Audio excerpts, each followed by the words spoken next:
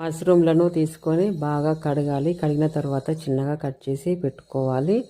టమాటాలు, వెల్లుల్లిపాయలు, అల్లము, జీలకర్ర, పచ్చిమిరపకాయలు, ధనియాలు, 2 లవంగాలు, 1 ఇలాచి, దాల్చిన చెక్క, ఉప్పు వేసుకొని మిక్సీ పట్టి పెట్టుకోవాలి. స్టవ్ ఆన్ చేసుకొని గిన్నె పెట్టుకోవాలి. వేడిన తర్వాత నూనె పోసుకొని మష్రూమ్లను ఫ్రై చేసుకోవాలి.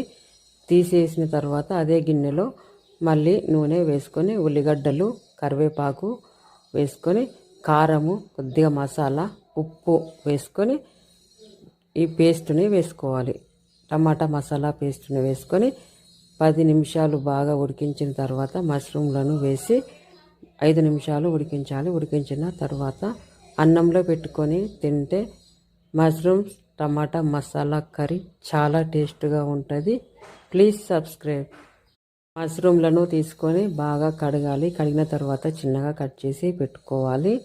టమాటాలు, వెల్లుల్లిపాయలు, అల్లము, జీలకర్ర, పచ్చిమిరపకాయలు, ధనియాలు, 2 లవంగాలు, 1 ఇలాచి, దాల్చిన చెక్క, ఉప్పు వేసుకొని మిక్సీ పట్టి పెట్టుకోవాలి. స్టవ్ ఆన్ చేసుకొని గిన్నె పెట్టుకోవాలి. వేడిన తర్వాత నూనె పోసుకొని మష్రూమ్లను ఫ్రై చేసుకోవాలి.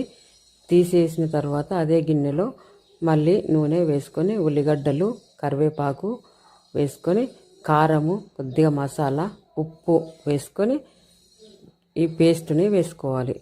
టమాటా మసాలా పేస్ట్ని వేసుకొని 10 నిమిషాలు బాగా ఉడికించిన తర్వాత మష్రూమ్లను వేసి 5 నిమిషాలు ఉడికించాలి. ఉడికించిన తర్వాత అన్నంలో పెట్టుకొని తింటే మష్రూమ్స్ టమాటా మసాలా కర్రీ చాలా టేస్ట్గా ఉంటుంది. Please subscribe.